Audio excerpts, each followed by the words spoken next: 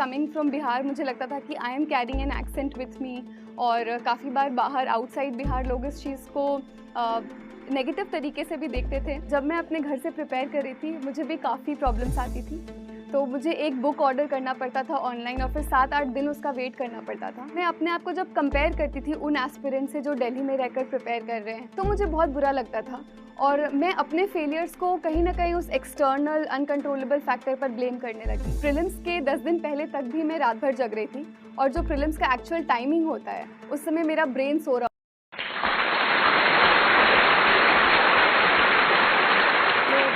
मेरा नाम गरिमा है और मैंने इस बार यूपीएससी सिविल सर्विस एग्ज़ाम में सेकंड रैंक प्राप्त की है और इस वीडियो के थ्रू मैं आपसे अपनी जर्नी थोड़ी बहुत शेयर करनी चाहूँगी। जब मुझे जोश टॉक से इनविटेशन आया कि मुझे अपनी जर्नी शेयर करनी चाहिए, तो ये फीलिंग थी मेरे अंदर कि क्या नया बता पाऊँगी मैं आप लोगों को।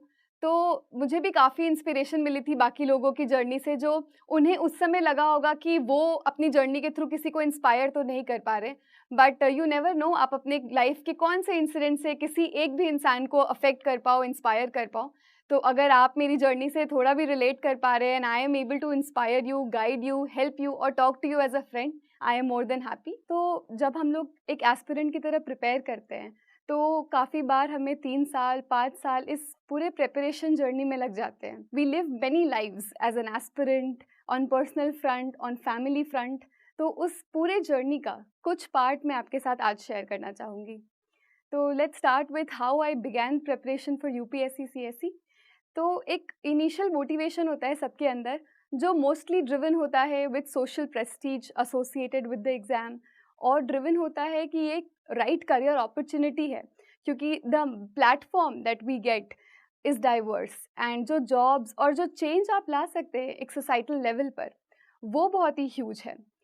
लेकिन the main daunting task is not how you start but how you stay in this preparation. Start तो सब कोई कर लेते हैं, बट इस प्रिपरेशन में टिके रहना फेलियर्स को देखने के बाद भी, आई थिंक ये सबसे बड़ा फैक्टर है इस एग्जामिनेशन में। इसी वजह से ये बहुत सही कहा जाता है कि आपकी preparation as an officer begins जब आप यूपीएससी की प्रिपरेशन स्टार्ट करते हैं, क्योंकि आप अपनी इस पूरी जर्नी में इतना कुछ देखते हैं, इतना कुछ फील करते हैं, इर्रिस्पेक्टिव ऑफ आप एक सिलेक्टेड ऑफिसर बनते हैं या नहीं। आई थिंक ये exam changes you a lot, gives you new perspectives in life, और कुछ ना कुछ करके यूपीएससी आपकी लाइफ बदल देता है। तो अब बात करती हूँ मैं अपने पर्सनल जर्नी की। तो मैंने एक बहुत ही छोटे शहर से प्रिपरेशन की है। I stayed in Buxar district of Bihar, और मैंने अपनी स्कूलिंग वहीं से की 10th तक। फिर 11th एंड 12th के लिए मैं बनारस एक हॉस्टल में रही, एंड देन मैंने अपना graduation Kirori Mal college university of Delhi से किया। और किरोड़ी मिल कॉलेज आने के पहले तक मुझे ऐसा लगता था कि शायद I will not be able to compete with the people of outside world, with the people जो लोग कॉन्वेंट से पढ़कर आ रहे हैं या जिनका एक्सपोजर मुझसे बेटर है। मुझे ऐसा क्यों लगता था कि मैं कम्पीट नहीं कर पाऊँगी, बिकॉज़ मेरा जो अपब्रिंगिंग है वो एक छोटे शहर से है। मुझे काफ़ी एक्सपोजर नहीं मिला, काफ़ी अपॉर्चुनिटीज़ नहीं मिला, जो आजकल बच्चे 10th तक ही गेन कर लेते हैं। और रोज़ दिन ब दिन द सोसाइटी और जो स्कूल एजुकेशन सिस्टम है वो बहुत कॉम्पिटिटिव होता जा रहा है। बच्चों के पास को करिकुलर्स का एक्सपीरियंस होता है, a lot of exposures are there, but वो सब मुझे नहीं मिला। और मुझे कुछ स्पोर्ट्स में भी अच्छी खासी डेवलपमेंट नहीं हुई थी, तो मुझे हर चीज़ से रिलेटेड लगता था। प्लस कमिंग फ्रॉम बिहार मुझे लगता था कि I am carrying an accent with me, और काफ़ी बार बाहर आउटसाइड बिहार लोग इस चीज़ को नेगेटिव तरीके से भी देखते थे। बट धीरे धीरे समझ में आने लगा कि इवन पीपल जो बिहार से आए हैं या फिर कोई भी छोटे शहर से आए हैं, they are doing good in life, और वो मेरे धीरे धीरे अच्छे फ्रेंड्स बनते गए। और फिर मुझे रियलाइज़ हुआ कि लोग आपको आपकी पर्सनैलिटी के लिए जानते हैं, पहचानते हैं, आपके एक्सेंट के लिए नहीं, आपके बैकग्राउंड के लिए नहीं।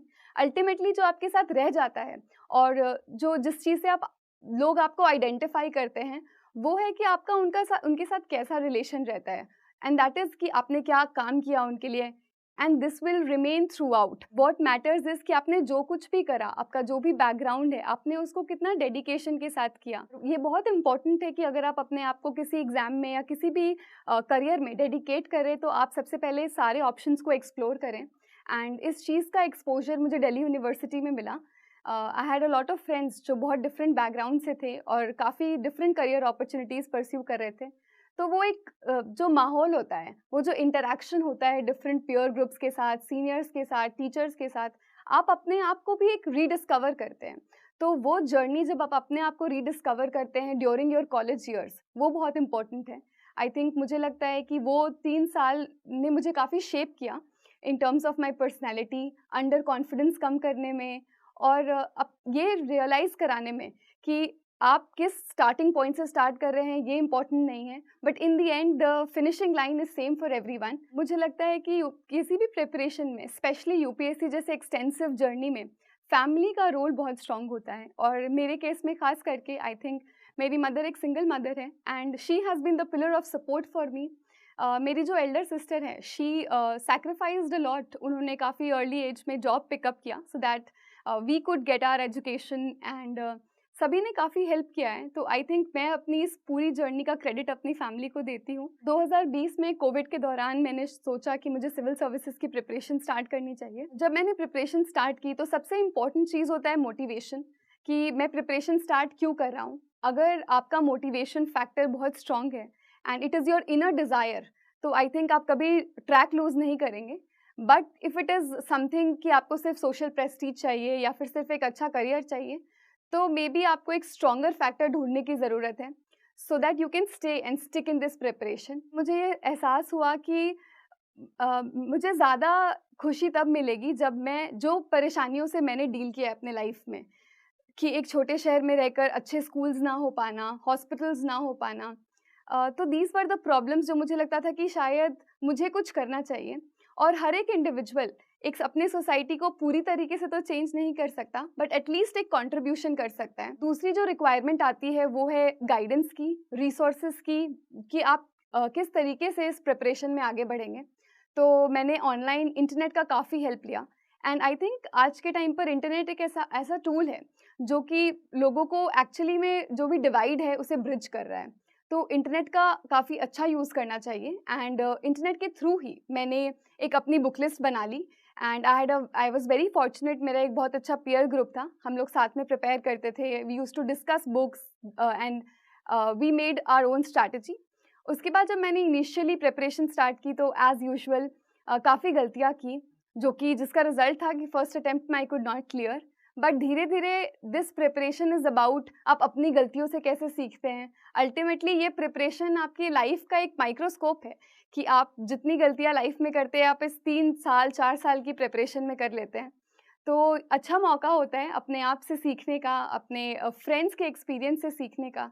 तो सीखते सीखते अल्टीमेटली समझ में आया कि एक लिमिटेड रिसोर्सेज की बुक लिस्ट इम्पॉर्टेंट है और न्यूज़पेपर्स पढ़ना बहुत इम्पॉर्टेंट है। Talking about adversity in this examination, तो बहुत सारी कठिनाई आती है हर एस्पिरेंट को प्रिपेयर करने में। और जब मैं अपने घर से प्रिपेयर कर रही थी मुझे भी काफ़ी प्रॉब्लम्स आती थी। तो मुझे एक बुक ऑर्डर करना पड़ता था ऑनलाइन और फिर 7-8 दिन उसका वेट करना पड़ता था। और मैं अपने आप को जब कंपेयर करती थी उन एस्पिरेंट से जो दिल्ली में रहकर प्रिपेयर कर रहे हैं, जो एक न्यूक्लियर फैमिली में रहकर प्रिपेयर कर रहे हैं, तो उन्हें कोई डिस्टर्बेंस नहीं है, उनके पास एक सेपरेट रूम है, ऑल द फैसिलिटीज़ हैं। तो मुझे बहुत बुरा लगता था और मैं अपने फेलियर्स को कहीं न कहीं उस एक्सटर्नल अनकंट्रोलेबल फैक्टर पर ब्लेम करने लगी। बट फिर धीरे-धीरे मुझे रियलाइज़ हुआ कि तुलना करने की कोई सीमा नहीं है और अगर मुझे कंपेयर करना है तो मुझे उन एस्पिरेंट से कंपेयर करना चाहिए जो एक छोटे से रूम में रहकर जॉब कर खुद से अपने फाइनेंशियल रिसोर्सेज को कलेक्ट करके भी इस प्रिपरेशन को कर रहे हैं और क्रैक भी कर रहे हैं। तो whenever you have to compare yourself either with people who are facing more adversity than you or compare yourself only with a prior version of yourself। मैंने घर पर रहकर पढ़ाई की तो काफ़ी लोगों का ये क्वेश्चन होता है कि घर पर रहकर आप टाइम कैसे मैनेज कर सकते हो। तो घर पर रहकर पढ़ने का सबसे बड़ा चैलेंज होता है डिसिप्लिन, क्योंकि आपकी कोई क्लासेस नहीं चल रही होती है, तो कोई एक्सटर्नल प्रेशर नहीं होता है कि आपको इस पर्टिकुलर टाइम पर पढ़ना है। तो अपना खुद का एक स्केड्यूल बनाकर पढ़ना बिकम्स वेरी इंपॉर्टेंट। तो इसके लिए मैं अपने घर के माहौल को पहले थोड़ा देखा, समझा कि दिन में काफ़ी डिस्ट्रैक्शंस हो जाते थे, काफ़ी शोर होता था। तो मैंने इनिशियली जब मैं सिर्फ प्रिपरेशन कर रही थी तो मैंने रात में जगना स्टार्ट किया और रात में जगती, रात में प्रिपेयर करती। लेकिन फिर यही गलती की मैंने अपने फर्स्ट अटेम्प्ट में कि प्रीलिम्स के 10 दिन पहले तक भी मैं रात भर जग रही थी और जो प्रीलिम्स का एक्चुअल टाइमिंग होता है उस समय मेरा ब्रेन सो रहा होता था एंड उस दिन भी यही हुआ, my brain could not function at full capacity. और मुझे लगता है कि ये सारी गलती जो मैंने सेकेंड अटेम्प्ट में सुधारी, कि मैंने एग्ज़ाम के 1 महीने पहले अपना स्लीप शेड्यूल चेंज किया, तो ये सब छोटे छोटे differences makes the big difference in life. दूसरी चीज़ है कि घर पर रहने की वजह से मेरा कोई टाइम वेस्ट नहीं होता था। आई थिंक मैं सफिशेंटली पढ़ने के लिए टाइम निकाल लेती थी, और उसके बाद मेरे पास कुछ सीरीज़ देखने के लिए या फ्रेंड्स से बात करने के लिए, सब चीज़ों के लिए टाइम बच जाता था। इनफैक्ट मैं शाम में कभी बाहर जाकर कुछ खा लिया करती थी।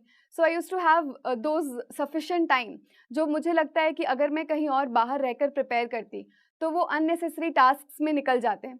तो अगर आपके पास लग्जरी है घर पे रहकर पढ़ने की, तो I think that should be your first option. और उसमें चैलेंजेस आएंगे, जैसे कि चैलेंज आएगा कि आपको हर समय वो फियर ऑफ मिसिंग आउट होगा कि मैं किसी न्यू रिसोर्स को तो नहीं मिस कर रहा, मैंने तो इस बेस्ट टीचर से नहीं पढ़ा। But there is no one way of cracking this exam. ये कोई एक वन गोल्डन रूल नहीं है, सबकी अलग अलग स्ट्रैटेजी है। आप जितने भी टॉपर्स को देखेंगे, सब ने कुछ अलग रिसोर्सेज यूज़ किए हैं, अलग बैकग्राउंड से आते हैं। तो अल्टीमेटली ये एग्ज़ाम पैटर्न इस तरीके से बना है कि आप किसी भी बैकग्राउंड से आए हो, it will give you immense opportunity. तो घर पे रहकर प्रिपरेशन करने की अपने एडवांटेजेस हैं, और चैलेंजेस को आप धीरे धीरे समझ जाएंगे और अपनी फैमिली के हेल्प से डील भी करना सीख जाएंगे। तो ये जो इंटरव्यू प्रिपरेशन थी मेरे लिए, ये एक्सपेक्टेशन से ज़्यादा डिफ़िकल्ट थी, बिकॉज़ इनिशियली ये मेरा पहला इंटरव्यू था, और मुझे बहुत डर था कि given my background, given my communication skill, क्या होगा क्या नहीं होगा। बट जब मैंने प्रिपरेशन स्टार्ट की, 1-2 मॉक इंटरव्यूज़ दिए, तो मुझे ये समझ में आया कि it's not that difficult also. जब मैं इतनी इंटरव्यू प्रिपरेशन कर ली, मॉक इंटरव्यूज़ दे दिए, अच्छे फीडबैक्स आने लगे, तो लगा प्रिपरेशन तो सफिशिएंटली हो गई है, और उससे में कॉन्फिडेंस भी आ जाता है। फिर आता है एक्चुअल इंटरव्यू का दिन, तो आप कितनी भी प्रिपरेशन कर लो, एंग्जाइटी को कोई नहीं रोक सकता। एंड सिमिलरली उस दिन इंटरव्यू वाले दिन आई वाज एंग्शियस, और इंटरव्यू रूम में जाने के 10 मिनट पहले तक आई वाज वेरी नर्वस कि क्या होगा क्या नहीं होगा। जब आप उस रूम में जाते हैं, आपको लगता है कि people only want to have a conversation with you. Interview preparation सिर्फ और सिर्फ बुक्स पढ़कर या न्यूज़पेपर पढ़कर नहीं होता। आई थिंक आपके लाइफ के एक्सपीरियंसेस को भी काफ़ी पूछा जाता है। तो मुझसे एक क्वेश्चन पूछा गया था कि आप 3 साल कॉलेज के दौरान दिल्ली में रही हैं, तो आपने कभी दिल्ली हाट घूमा है या नहीं? और अगर घूमा है तो आपको क्या लगता है कि उसका क्या सिग्निफिकेंस है? तो मैंने उन्हें बताया कि मुझे लगता है कि हमारा जो सोसाइटी है, इंडियन सोसाइटी, वो इतना मल्टीकल्चरल है, और दिल्ली हाट उसको रिप्रेजेंट करता है। वो एक प्लेटफॉर्म देता है हमारे हैंडीक्राफ्ट्समैन को, आर्टिजन्स को, अपना कल्चर, डिफरेंट डिफरेंट स्टेट्स का कल्चर रिप्रेजेंट करने का। तो एक प्लेटफॉर्म है जहाँ पर आप इंडिया के डिफरेंट स्टेट्स को समझ सकते हैं, वहाँ की क्यूजीन, हैंडीक्राफ्ट्स एंड वहाँ के फेस्टिवल्स को सेलिब्रेट कर सकते हैं। तो आपके लाइफ के छोटे छोटे मोमेंट्स जो आपने कभी किसी से डिस्कस भी नहीं किए, मे बी आपको वो डिस्कस करने का मौका मिलता है इंटरव्यू प्रिपरेशन में। तो it's a holistic preparation. Apart from आपने क्या पढ़ा, आपका क्या बैकग्राउंड है, छोटे छोटे इंसिडेंट्स लाइफ के, आपकी क्या स्ट्रेंथ है, क्या वीकनेस है, और इवन आपकी क्या ओपिनियंस है, वो उनके लिए ज़्यादा मैटर करते हैं। अब अगर बात करूँ अपने आप से एक्सपेक्टेशंस ऑफ रिजल्ट की, जब आप उस रूम से बाहर निकलते हैं, उस रूम से बाहर निकलते समय आई हैड अ फीलिंग कि नहीं, सब कुछ पॉजिटिव गया है। तो एक फीलिंग तो थी कि शायद ये एग्ज़ाम क्लियर हो जाएगा। मुझे कभी एक्सपेक्टेड नहीं था कि मुझे रैंक 2 आ जाएगी। एंड जिस दिन रिजल्ट आने वाला था, उस दिन सुबह तक मैं नेक्स्ट प्रीलिम्स की तैयारी कर रही थी। तो ये बात है कि कोई कितना भी बड़ा टॉपर हो, दिस इज़ अनएक्सपेक्टेड, और आप सिर्फ मेहनत कर सकते हैं, और एक फैक्टर ऑफ लक इस एग्जामिनेशन में ज़रूर है, वो आपके कंट्रोल के बाहर है। तो आई थिंक जितना चीज़ आपके कंट्रोल में है, वो आपको कर लेना चाहिए। अपने ईमानदारी से और हार्डवर्क से अपना पार्ट कर दिया, so then leave it on whoever you believe, on God, and उसके बाद बस वेट करें कि आपकी मेहनत ज़रूर रिवॉर्ड होगी इस examination. With this I would like to and my talk, and before ending there is a message by UPSC Josh Talk team. I would like you to watch it, and maybe it will be helpful for your preparation.